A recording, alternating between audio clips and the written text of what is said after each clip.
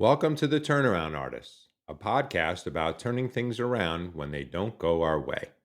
Tune in each week to hear stories of impressive personal and professional turnarounds from a variety of interesting guests. This podcast was inspired by the recent happy turnarounds of its producers, Marisa Mitchell and me, Brian McFarland.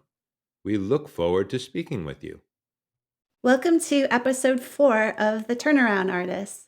I'm your host, Marisa, and today we're going to hear a story from the world of health and fitness.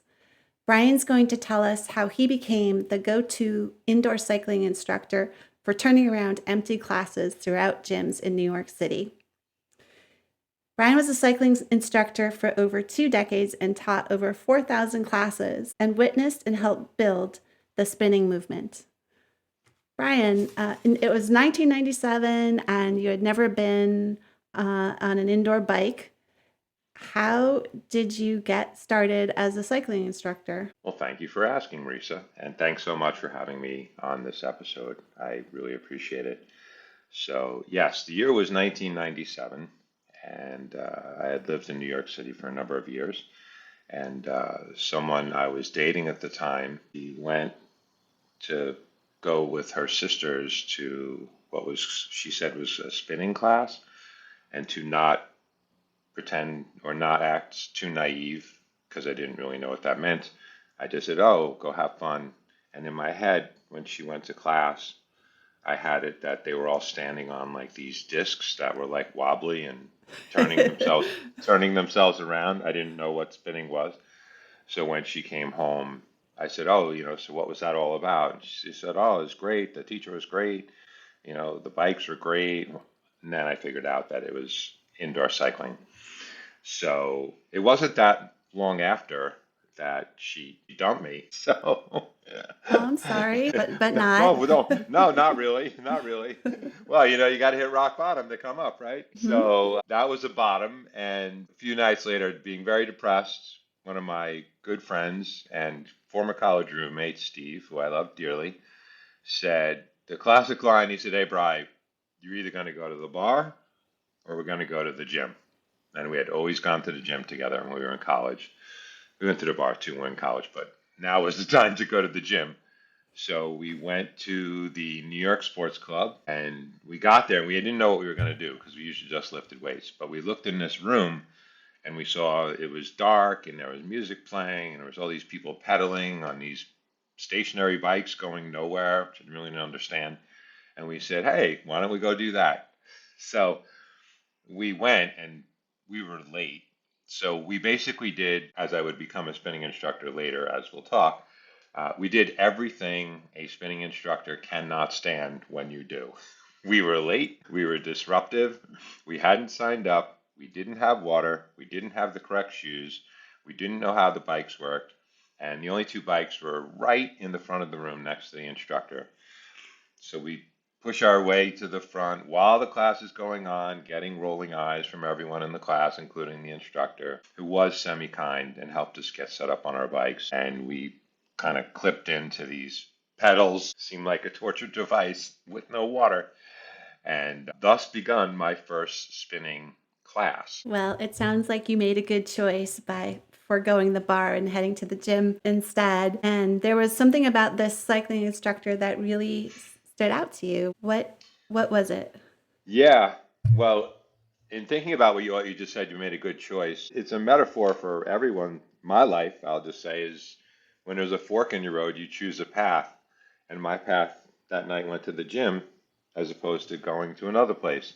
So it turned out to be really good. When I was sitting on the bike, sweating and dying, and I was set up wrong and I didn't have water, the music was pretty cool. The one thing I noticed, well, the first thing I noticed was that I had been a bodybuilder in college, so I always admired any sort of muscularity. This man had the most incredible legs that I had ever seen in my life. So I was pretty myopically focused on the fact that if I did this a lot, that my legs could look like that.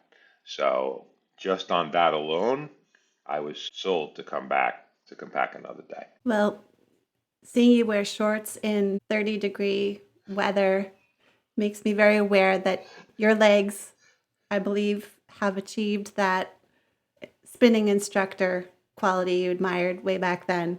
I appreciate that. So that was one of the things that turned you on to becoming an instructor. And there was another thing about those first few classes that you noticed turned you on to cycling. Yeah, well, so the first Literally. night you literally turned me on. There you go. Thanks for feeding me. Literally, as I was leaving, we actually chatted with the instructor and we apologized for disrupting the class, and he was very nice, and he just said, no problem in the future. It's great to be on time. Bring some water for yourself, and I can help you, or the other instructor can help you get set up. That's the way we do it. So I said, oh, great. Is there a class tomorrow? I wanted to come back. I was motivated. He said, yeah, I'm not teaching it, but a friend of his was, and she's great. I came back the next night on time, got myself set up. A woman named Iona, who had become a very, very, very close friend of mine, was the instructor that night. And as I got there early and got myself set up, as the room began to fill, I noticed that it was 95% of these women who were incredibly athletic and in shape. I said to myself, if I'm to have any chance to ask any of these women out, I'm going to stand a much better chance if I'm up there on the podium versus here down with them. So I said, wow, this is the perfect angle for me to perhaps get some dating done in my life. And since I had just been dumped, I was kind of in need of that. You had told me you had trouble talking to girls from a young age, and you often tried different angles that had various degrees of success. Let's say various degrees of failure. I would say very little success.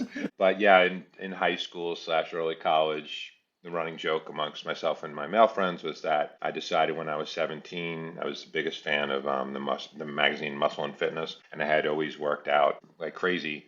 So I saw all the women in Muscle and Fitness oogling the men who had huge muscles that were bodybuilders. So I decided my angle would be I would get myself huge, and then all the women would be interested in me. For years, that really wasn't working. And I got two friends in my first year of college, and we were just palling around. And they said to me, Brian, I kind of understand you say you're frustrated that you're having a hard time dating. I think one of your challenges is you're so big, it's kind of intimidating. And to be honest, we really don't find that attractive at all. This is, It's good mind to you, have honest friends. It's too bad you didn't know them sooner. this is, mind you, 5 years and I don't know, thousands of hours of lifting ridiculous amounts of weights. Find out this entire scene backfires on me. Story of my life, maybe do better research, a lesson here. The spinning one also didn't turn out to be, it turned out to be a great passion for the rest of my life, so I can never say it was the wrong thing. But the challenge was, as I learned quickly, at the end of that class, I meet Iona, the teacher, and I said, how do I get to do what you do? And, to teach. And she said, oh, well, you have to get certified. And the certification body is called Johnny G, or Mad Dog Athletics. Who's Johnny G? Well, Johnny G had started spinning in 1987, believe it or not. You or I would not be spinning to this day unless Johnny G had come to our country from South Africa. She said, I'm a master instructor and I'm running a workshop down in New Jersey. Do you have a car? I did. She said, well, if you'll drive me to the certification, I'll get you in because it's full. And then, you have to train for a whole day or take a test, and then you'll be certified. So that's what I did. But to answer, long-winded way to answer your question is, on the way back from getting certified, I said, now I own it. Wow, this is so cool. Now I'm certified. I cannot wait to get my first class because there's so many cute women in these classes. And she started laughing and she said, Brian, you're not understanding this. It would be highly unethical and wrong of you to ask out a student because then, if that relationship ends, then you're going to get a reputation. You're going to destroy the class. So it's like, geez. Everything I pick to do fitness wise that to attract women, I can't actually put into effect. So, um, but Well, thwarted that at really, every turn, but yeah, yeah. So that's why I was getting into spinning, but at least it level set me so that I knew that I had to just teach to teach because that's what I wanted to do. so speaking of Johnny G, the founder of the spinning movement, I'm bet a lot of our listeners are interested in how spinning came about. What's his story? So his story is amazing. I mentioned he developed the program in 1987, and he was training for a race. Cycling's never really hit, still not even after Lance Armstrong in the U.S. But it was a race. It was called the Race Across America, and it started in California and it went to New York City, I believe. And it basically was you got a bike and you just go. And you might have support, you might not have a support, but whoever gets to New York first wins. So he was training and training and training for this. He had done it several times and he hadn't won, but he wanted to win. But he found it was so dangerous to train at night on his outdoor bike that he said one night, I'm gonna I'm gonna build an indoor bike because there really wasn't any really great indoor bikes at that time. So he spent hours and hours and hours in his garage, and I always find it so funny that some of the biggest businesses in the world have been launched in garages. So over the course of several months, he built this indestructible indoor bike because he knew he was going to have to spend hours and hours and hours and hours and hours upon it. He said, wow. So he finished it and he got interest from Schwinn to make them because they saw an opportunity that they could sell these bikes to gyms because gyms if they had indoor bikes, they would get heavily used. So they needed something that was really powerful. He thought he had this great idea, and it was. And then they went to start selling it to gyms, and gyms would like buy one. And he was, for $800, which was a lot back then. But it wasn't exactly going to fuel his fire, and this is what he wanted to do for a living. So then he understood that unless perhaps to get the gyms to buy multiple bikes, he could create a format or a program where he could actually start group cycling classes and bring an instructor in, get the gym to force them to buy a whole bunch of bikes, and then somebody would teach them to, as we say in spinning, ride a stationary bike to nowhere, which is somewhat of a foreign concept at that point. And thus, he created what is now called spinning. Pretty cool. And I thought it was interesting that he ended up cycling because he was bullied as a kid and he wanted to get away from the perpetrators and do something positive that he had more control over. So there's a turnaround story in Johnny G's story as well. Okay, so did you ever get to meet him? I did get to meet him, and I would love for him to be a guest on our show because his turnaround story created a movement that was worldwide. After I got certified, there was a spinning conference in Los Angeles, and I didn't have a lot of money, but I just decided I was going to go all in. And honestly, it was really just all to meet him. He was the Michael Jordan of indoor cycling or cycling, period. I got my things together. I went to LA, and Johnny had also taught himself martial arts because he had been bullied, as you just mentioned. So not only did he get huge into cycling, but he became a martial artist so he could defend himself if that circumstance ever presented itself again. I'll never forget, I get to the spinning conference, check myself in, and the first morning at 6 a.m. is a martial arts class that's going to be taught by Johnny on the beach. It was like walking to a messiah across the sand to see this man who had the most incredible body and physique that I've ever seen in my life. And he was just so zen, Marisa. You just literally just touching his hand, you just felt like someone's soul of wonderfulness had just poured into you. And we were all like that. It wasn't just me. And there was, I don't know, 100 people in the first class on the beach, and we were just all about everything Johnny did. And I really feel in a great way he changed my life in a big way because I just Yeah. looked up to him so much. So he was really special. Well, he changed a lot of lives. Mine as well. I love cycling. It's such a great stress reliever and brings so much inspiration. So you got certified and You were trying to get into some clubs. What was your first club and what was your first class you taught like? So the hierarchy in New York City at that time was there was New York Sports Club, which had the most facilities, probably still does to this day of anywhere. It equals the most opportunities. And then if you could rise around the ranks, Crunch, which then was bought by Bally's much later, but that was super hot, more of a niche club. And then Equinox, as we know it today, did not exist. It was actually LA Sports Club at the time. So New York Sports Club was known in the circle because now you start to hang out with people who are instructors. And I got an audition with New York Sports Club. I passed the audition. The concept of the audition was you had to make your music, which was done on something called a cassette. I know you're younger than myself, but cassettes were these little wheels with tape in them that you had to record music on, and they often broke and got jammed in machines. Our younger listeners Uh, won't know what we're talking about for sure. no, but they'll probably want them because they're so retro. They're very retro. And you would make your mixtape, and then you would go and you would play and you would teach like 15 minutes as if it was a class. So I passed the audition, and then I was on the sub list. So I got a phone call from the group leader of New York Sports, and they said, "Hey, we have a subclass Wednesday, this coming Wednesday, 6:30 a.m., all the way down on Wall Street, and you're up for taking it. The instructor's going to be away for 2 weeks." And they just had me at hello. They could have told me it was in Timbuktu, and I said, "Of course I'll take it," not realizing what I was getting into because I'm not that great with navigating, so I didn't really even know where Wall Street was, and I didn't know where the club was, and I was up in Midtown. So I said, "Okay."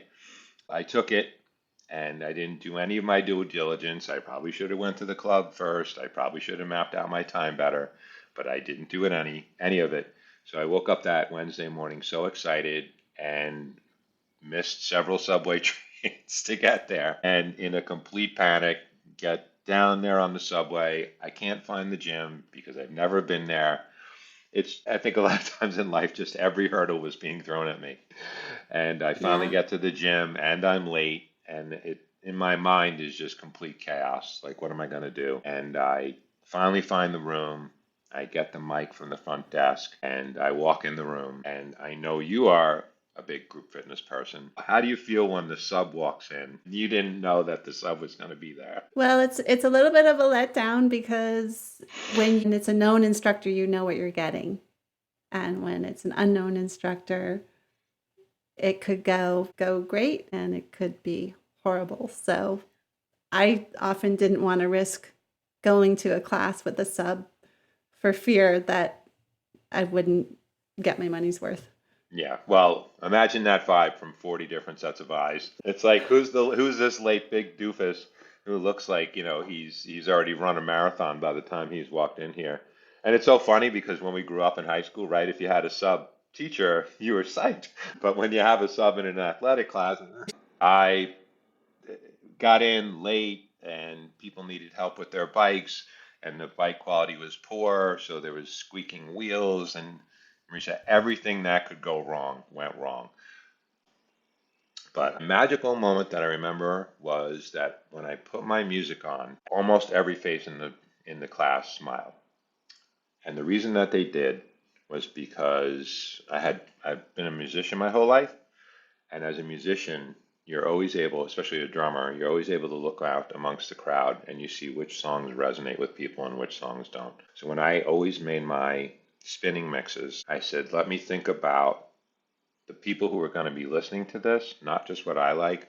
Let me think about what I would think they would like and what motivate them to spin. Because what I lacked in knowledge and experience of teaching a spin class, I could make up for with a lot of wisdom and experience in knowing what kind of music people liked. Uh, End of that story was by the end of a 45-minute class, I got cheers. People came up to me and they're like, "Oh my God, that is the best music I've ever heard. I love that song." They were singing and doing everything. "Are you going to teach again?" I couldn't believe it. And I said, "Yeah, I'm actually going to be next week because your regular teacher's not going to be here." And they're like, "Oh, can you play? Can you play? Wrote it all down, and I actually took that class away from that teacher because after my second week, they didn't want them anymore, and they just wanted me. So that was pretty fulfilling. So, what would you say, other than the music, what other things did you do that made you a very popular instructor? First off, you just got to have crazy positive energy. You just got to be the most enthusiastic person in the room. You got to be smiling. You got to be happy no matter what's going on in your life. Nobody wants to drag their butt. I always love teaching so early. No one wants to drag their butt out of five at 5:30 in the morning and come and get sour Sally sitting up on her bike. Woe is me. You just got to be on. That's number one. Turn the friend around. Be happy. Be positive. Number two is the music. You got to think about who's in your room. What do they want to listen to?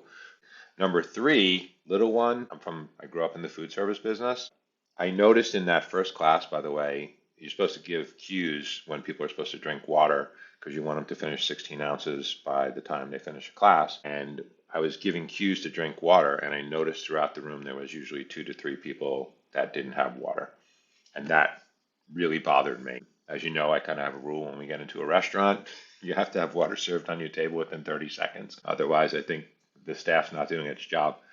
I just decided after that first class that I would always bring at least 2 extra bottles of water with me to every class, which were always used for the next 23 years. And A, that was just a good thing to do. But B, I noticed that I started to get this reputation as this guy, like, oh, yeah, that's the guy who brings water all the time. And people heard about that. That kind of backfires on you sometimes because then they become reliant on you and then they don't feel like they don't need to bring their water anymore. So I spent a lot on bottled water. I apologize to the environment for donating to the plastic that's around there, but it was true. It was true. Well, you made people feel cared for.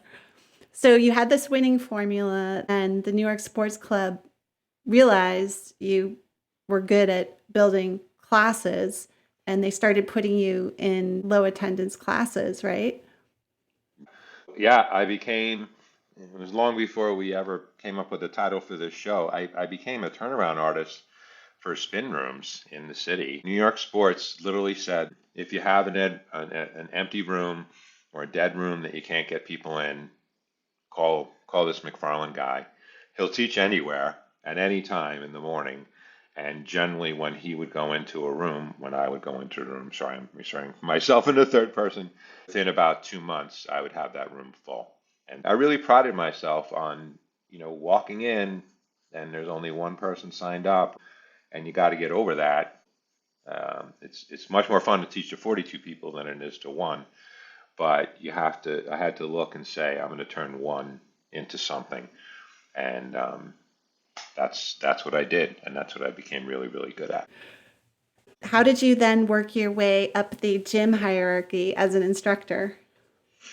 So that was a lot of fun. Thank you for taking me down memory lane. I got a really good reputation in the spinning circuit, and Crunch, which was at there. You weren't in the city at this time, but Crunch. Did they have Crunches on Long Island where you were? I don't remember. Okay, and you weren't in the city, so you wouldn't have known about Crunch. But Crunch was like it was beautiful. The way it was decorated, the locker rooms. It was the very edgy, super edgy club, which is kind of odd for me because you wouldn't, by knowing by the way I dress, I am not a super edgy, trendy person by any means. But I know how to teach a good spin class. So the head person who did group fitness at Crunch, a woman always owes so much to Donna. She had heard about me through other instructors because kind of the way you went New York Sports, then Crunch as you elevated. So I was invited to audition at Crunch on West 38th Street to do the same thing. Oh, and by the way, we had moved to CDs at this point. We had advanced from cassettes to CDs. We're Much traveling better. through time and you're getting much younger, Brian, and hipper as we go. Anyway, I do this audition at West 38th. Donna's there. She's glowing from ear to ear. A couple people failed the audition. I passed the audition. And she walked up to me right after the audition and she said, Brian, I adore you and I am going to send you up to West 83rd Street. And those women up there are just going to love you. Which was a little bit of a catch 22 because I was like, they might love me, but I can't date them. So, what good does that do? But, Job security. then I officially got the gig every Tuesday and Thursday morning. I did this for probably 5 years at West 83rd Street at 6:30 a.m. I didn't live up there, so I would ride my bike there, and I would always bring in my bike helmet anywhere I taught, except when I had to go by subway, because I wanted to ride my bike, but B, most spinning instructors were aerobics instructors who had been converted to be spinning instructors. So you've taken much more group fitness than me, but in the early days of spinning, it was aerobics instructors who were teaching cycling classes. So they weren't dedicated cyclists. They were, right? Probably that your experience early on. It depended on the teacher, but when a cyclist from the outside came in, it seemed like it up the street cred, Yeah, literally. just by walking in with my helmet, everyone took notice. Like this guy, he rode here. He knows what he's talking about. He's the real deal. And I would paint the visual of my rides were rides that I had went on. I used Central Park a lot, rides I had done into New Jersey a lot. So it kind of gave people a visual reference point of like, well, we're climbing a mountain. We're not sitting in a room spinning on a bike that's going nowhere. And I remember you used to have them envision, or you were telling me you had them envision that they were on the Tour de France, and you would format the class according to certain legs of the tour. I was actually featured on the news, to be honest with you. I don't think I've ever told you that. When I taught at New York Yeah. Sports Club on 41st and 3rd, people heard about my Tour de France month. I would make the entire month of July Tour de France month. So I would download all the internet now existed. I would download all the stages of the tour. And even though it was like the riders were riding 6 hours, I would say, okay, we're going to ride 180 miles from point A to point B. You would have helped me with your French, by the way, because I couldn't pronounce any of the French cities' names. I would always go to someone in class that says Mount blah blah, and they're like, oh my God, that's the worst pronunciation ever.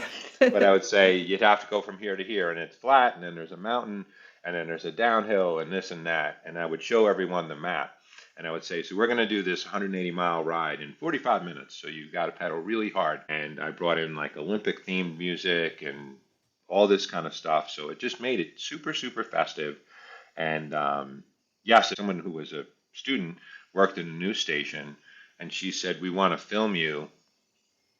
Got to get that tape. And we want to film you to show that to broadcast about spinning, about how one instructor is doing it. So they actually did a segment of their news show that night and came in and filmed me teaching a leg of the Tour de France. So that was another way that I differentiated myself, is that the concept was always fresh and provocative. So I taught up at Crunch for a number of years, and then lo and behold, now I'm on the Upper West Side, moved up there, and the one place that I really wanted to work was left on my list, and that was Equinox. You referred to it as the holy grail of fitness clubs. So, how did you end up getting your start there?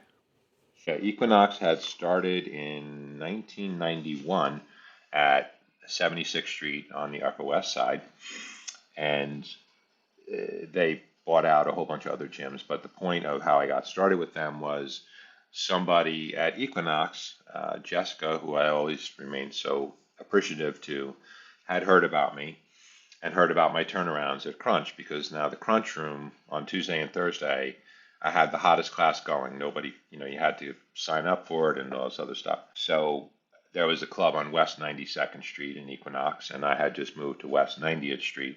It would be heaven on earth if I could possibly teach at West 92nd Street. So I got on the audition list. I actually failed the first audition. That was sad. Never sure why. It was one of those when you take a test and the teacher doesn't tell you why you failed the audition. So then I re-auditioned several weeks later. I passed, and I got the call that I've been waiting for now 15 years. And they said, we've got an opening. Drum roll, please. West 92nd, 2 blocks away, 6:15 on Monday mornings. Wah wah. Wow. Yeah. So let me ask you, in all your group fitness training, how does it feel to get up for how many 6:15 a.m. spin classes have you ever gone to I on think a I've been Monday? in one in my life. I have My sweet spot is between 9 and 11. So I imagine that was a tough one Tough. to fill. Well, yeah, as we're heading to our home stretch here, so uh, imagine this. So I wake up, I'm so excited. I worked all weekend on my music selections. I'm like, wow, I moved to the Upper West Side. I kind of got the feel of the community. It was like our age. So I felt age appropriate, kind of the music that we grew up with, some alternative, some classic rock. So I had it all set up. And by the way, Apple Music had come out at this point. So I make these great playlists and I'm all excited and I go to the gym early. I got my 2 bottles of water and I walk and come in like the kid at the first day of school and I get to the front desk at 5:45 for the 6:15 A class and I ask the person at the desk, they give you the sheet of who's signed up for the class because it has everyone's names on it. So it's a great way to get to know people's names. You need an angle, right? And I look, and there's only one person signed up for the class. Oh Oh my no, goodness. what have I get myself into? So when Jessica had asked me to start the class, what they didn't tell me was what the front desk person then told me and said, wow, you're a trooper for taking this over.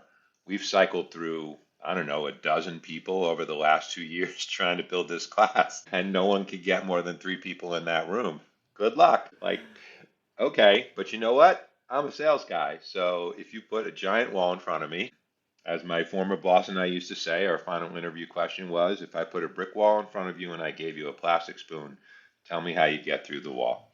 And it's not about how you get through the wall, it's the mindset of what would you do to think about getting through that wall. So I took it as a challenge. And I went up to the room and it was a room with 42 bikes and I just had this vision and I said, someday soon all these bikes are going to be full of happy people and I will do everything I can to make that a reality. How did you start? Like there was one or two people in the room. How did you get the word to spread? Yeah, so that was fun, and I still wish I knew this woman to this day. I lost so many people connection with them because of COVID, but there was one person signed up, and they came in, and I said hello to them.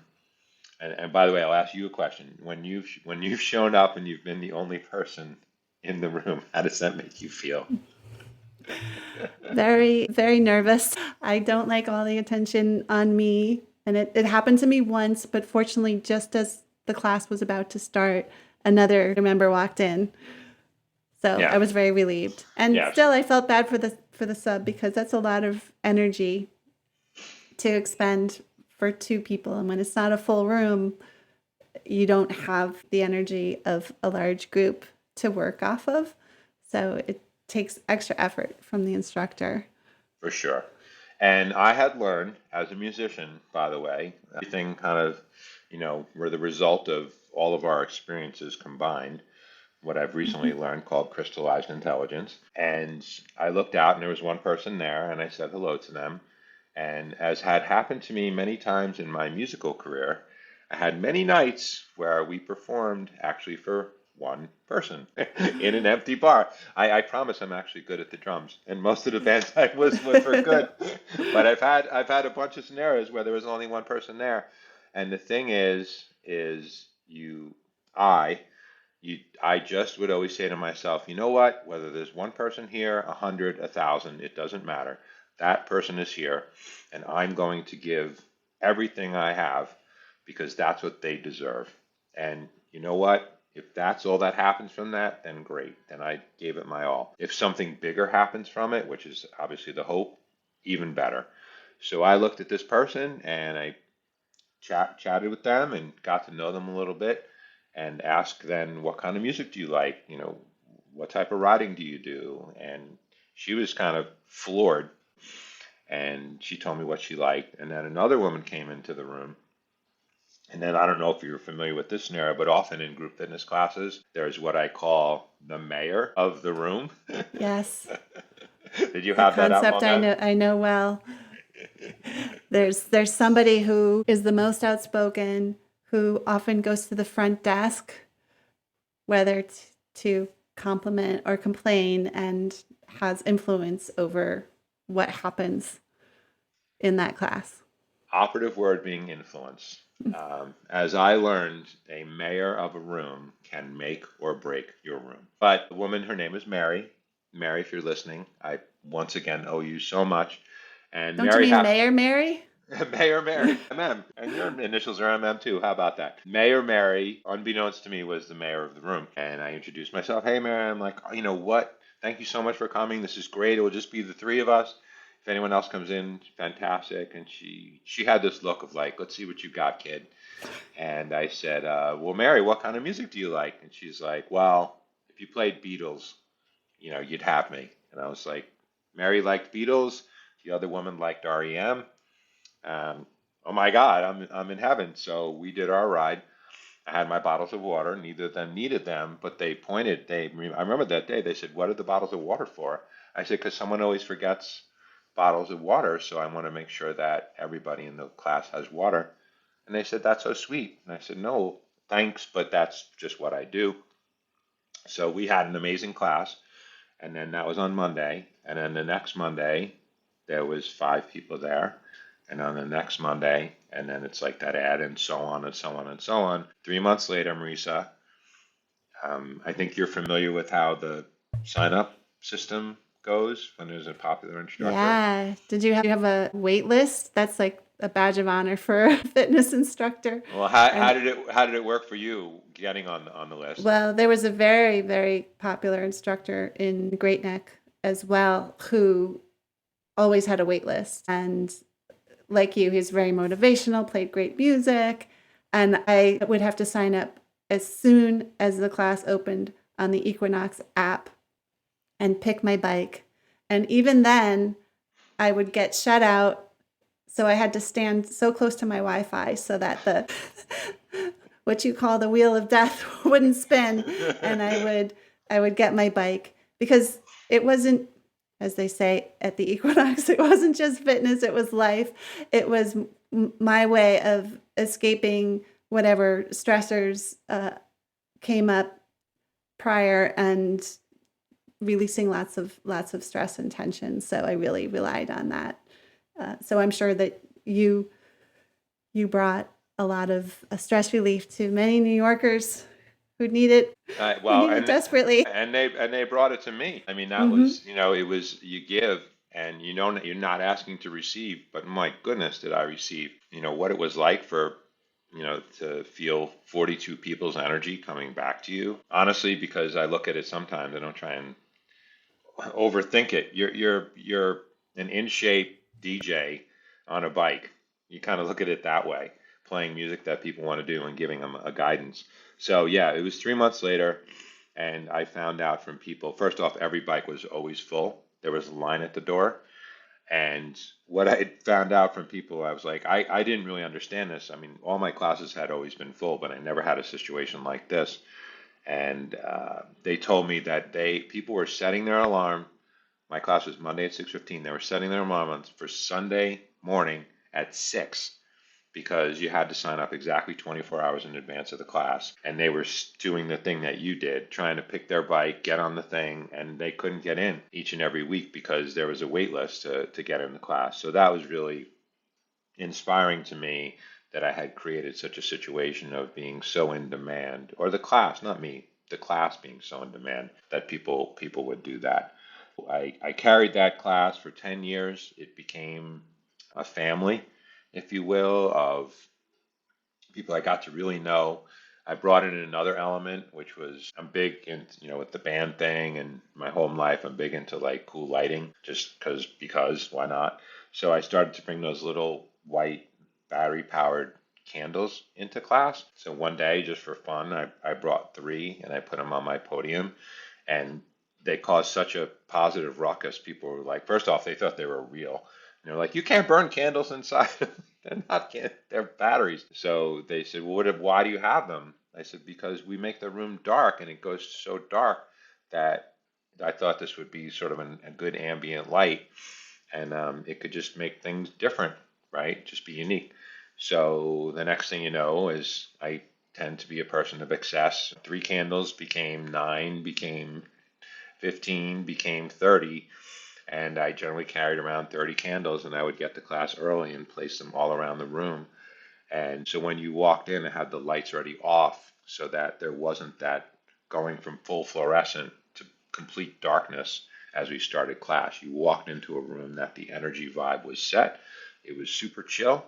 Even if we were going to be climbing the Alpe d'Huez, a very famous part of the Tour de France, that day in my class, it was you were riding amidst candles and just a good vibe. So I became known as the candle guy, as the candle guy who gave out free bottles of water.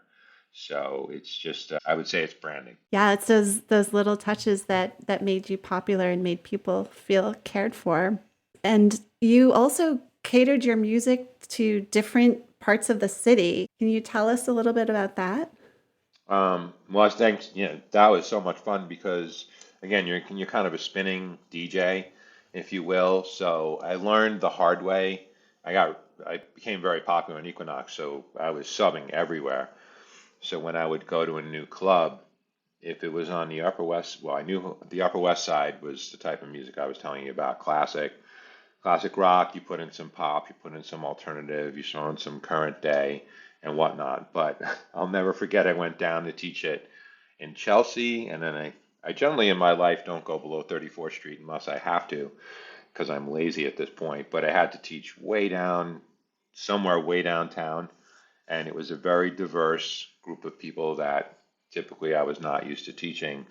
And when I played my Allman Brothers and Rolling Stones and Beatles mix, didn't really work at all. So thankfully I had my computer, so I was seeing I was failing with my music, and then I was like, Lady Gaga, Pink, Talking Heads, B-52s, throw this in, and smiles, smiles, smiles, smiles. I learned I learned very quickly, just kind of lead late to the party here, just like as a musician, playing Sweet Home Alabama downtown is like playing an original song in a bar. Nobody really cares. But if you give the people what they want and you understand what their types of music are, you're really going to be successful. So is it just really about customization to your audience? Great takeaway. So after you taught for many, many years, how did your spinning career come to a close? Well, it was sort of bittersweet. It was that lovely thing, that five-letter word called COVID happened. Everything I built was gone, and we couldn't go to the gym. We simply weren't allowed. I was one of the first instructors to raise their hand. So many instructors do this full time. It was just a part-time thing for me that they literally left the industry and they had to go find other work. So I was the first one to raise my hand and say, I'll go teach anywhere. Doesn't matter that there's COVID. So it was kind of fortuitous that what's old is what's new again. And I went to teach my first class at West 76 during COVID. And I walked in and there was one person there again. It's like, oh my God, here we So you go. came full circle. Yes, turnarounds, some of them aren't forever.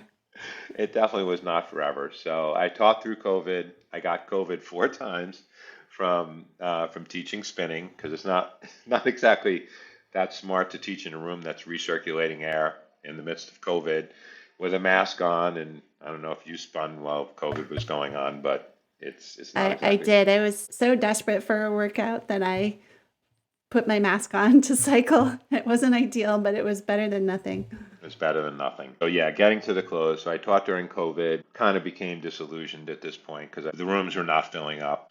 And I just decided that it was probably a good time to end my run. And I put in notice that I was officially gonna step down off my podium, if you would, and retire from Equinox and take a break from teaching overall.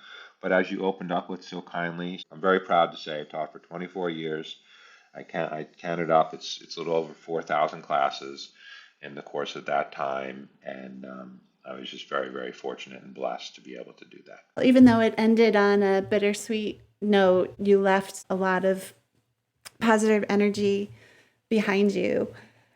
So, what is the one thing that you feel enabled the turnarounds of these classes? Because we always ask guests what's the one thing they could leave with the listeners. I hope whoever took one of my spin classes, one of those 4,000 classes, felt very personally touched in the extra care that I put into the class, that I put into the room, that I put into the music, and I put into them. And that's why I think they kept coming back. Very well said, Brian. Thank you for joining us and sharing this great turnaround story. And thank you so much for having me. I would really appreciate the platform to share that with. It brought back a lot of great memories.